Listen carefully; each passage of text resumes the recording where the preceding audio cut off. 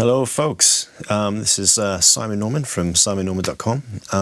Today I'm going to do a little bit of an unboxing of the new AD226-MB multiband from Audio Wireless. This is the new distro that they are putting out. So this is the machine itself. Let's take this out and have a little look. So yeah, here's the unit, AD226. So we have a front-facing screen, two inputs, A and B for your antenna, some power lights to show whether or not your antennas are active, function buttons, unhindered along with the screen. On the left side, power outputs 1 to 3, on the right side power outputs 4 to 6, nothing on the top, just your basic identification, serial number and such on the bottom. That would be the bottom. And then on the back you have DC input, 10 to 18 volts, and then antenna outputs to plug into your receivers. So six outputs and 2 channels, A and B. I figured we'd just have a little comparison here with the Mark II AD226-MB. This is pretty much what it's going to be replacing. The differences being this one has all of its outputs, its power inputs, its on-off switch, as well as its antenna inputs on the top with a screen on the side, which this machine itself, this unit has served me incredibly well since 2021. It's been an absolute winner for me, but when it's in the bag, getting access and seeing the screen is a bit of a squoosh, admittedly. So I've made the switch over to the newer model, which gives a much nicer and easier access to changing around the options and then the screen itself, which is very useful. Let's power these up, shall we? So we'll go with the new machine. Actually, no, we'll go with the old one first. Have a separate power connector for that. So, yep, doing that. And as you can see, it's a little fiddly. Once you got all these connected in with SMAs and the power, it can be a bit of a scoodle to kind of get that operational. And then you have the screen. Obviously, this works just fine. But yeah, it's just the placement of it could be much better. And then the new one, the AD226. Let's get this powered up with a. There we go. A much nicer screen, as you can see here. Very easy to read, especially in low light or if this is buried in your bag. And so turning it on and off, you just hold the on-off button, and then the same thing, hold it to on again. And this is also how you set yourself through the menus. Nice and quick and easy to do so. You have a individual gain that you can add to the antenna inputs, which is very useful. Let's just turn these on so you can see. So if we do that, as you can see, the antenna lights come up, which is useful because it's very useful, in fact, because my whole rig I keep in an Orca OR32, and that's my narrative rig, which with a Scorpio and up to 6 radio receivers, and this all encased in the bag. The reason for that, as opposed to breaking it out into a cart, is because if I need to go in mobile mode, time to go mobile, then it's easy just to kind of switch stuff over, move from the powered LPDA antennas, or my fins, over to passive antennas, to which it's good practice to not push power into a passive antenna because you can potentially do it some damage.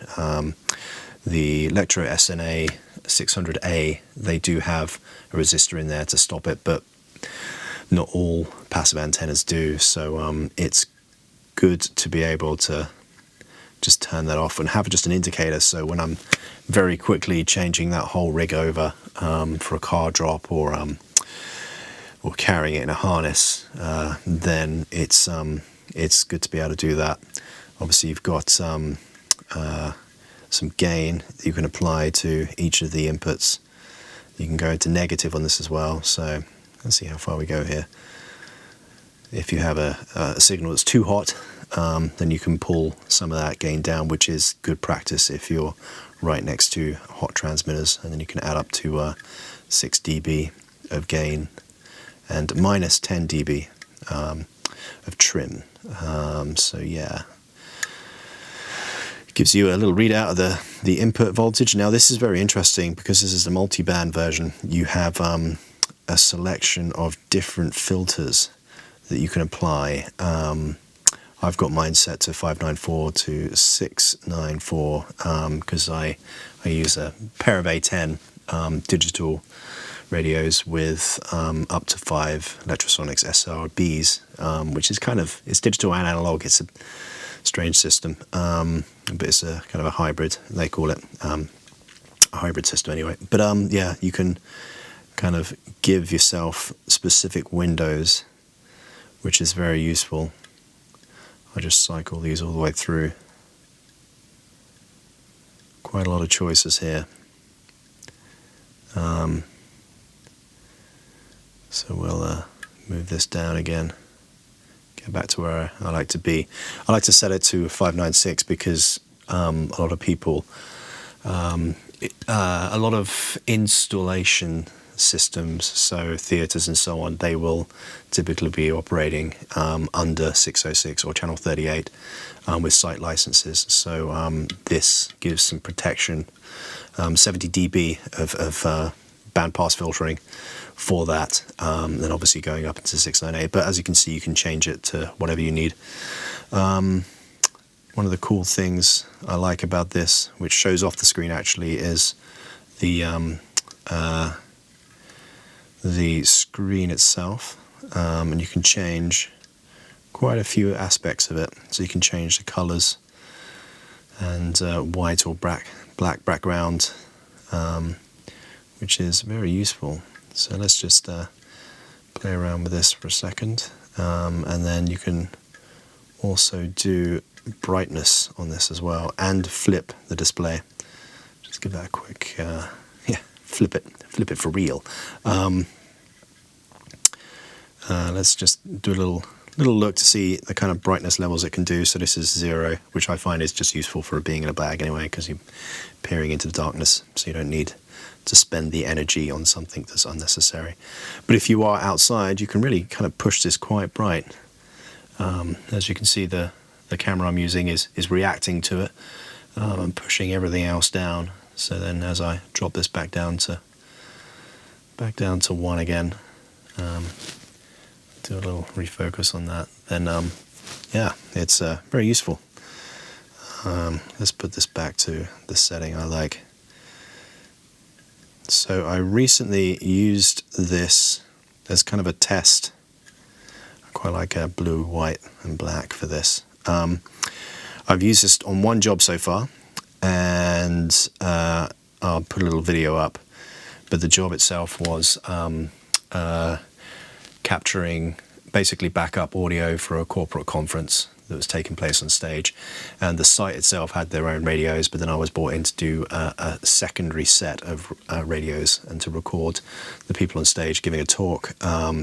So I was able to use this preset to filter out their radio system, which was again down under channel 38, and then isolate this for what I was using, which is my SRBs and 606, and it worked really, really well. I was even able to put a bit of gain on the inputs using the passive antenna that I was using, because I used my smaller rig, so I don't put fins on that.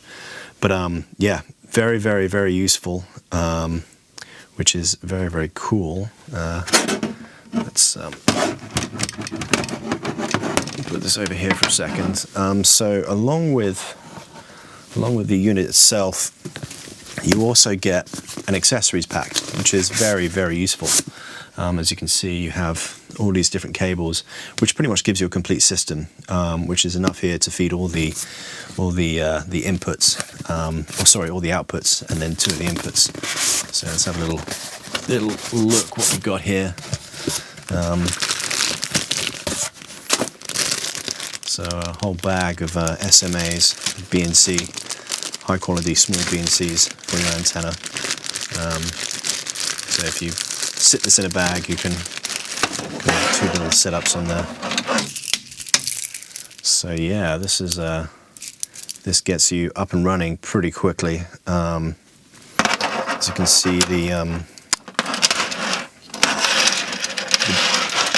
BNC themselves, a little noisy there. The BNC themselves, they are, let me see, AD226, which is a decent quality cable and connector. So, and that will get you out of your bag into your fins. You probably put the straight ones in the bag, and then this coming out. And the rest of the SMAs being 40 centimeters in length to snake from one side of your bag to where your receivers are. Incredibly useful actually to have this as part of the actual package itself, and that works quite well. So looking forward to doing some more work with this piece. I'm going to be putting this one into my main drama bag with the Scorpio and all of my receivers, and then I'm going to be migrating the Mark II into my smaller mix pre bag with a couple of receivers in it, just because it's very, very useful. I'm going to have just a couple of dipoles that come straight out of the bag, and the form factor for this will actually work as a ground plane. I may eventually upgrade the Mark II to a smaller AD224, because just the form factor just works better in a smaller bag. But still, the having antennas plugged directly into this, just present these. So this is what I plan to use with it, and then yeah, they just plug straight in, and this would actually act as a ground plane for the antenna itself. So that will assist in its usage. So yeah, that is the new audio wireless AD226 with accessories cables. I hope you've enjoyed this. By all means, if you have any questions or you want to talk about this, or if I can just share my experiences with it, if it's useful to you, drop me a line. You'll find me at simonnorman.com. Check out the blog I have on there. There's quite a lot of my thoughts and experiences, and just my work that I do on various jobs. I like to post up on the forum for that. So yeah, have a little look through. There's lots of stuff on there, and enjoy.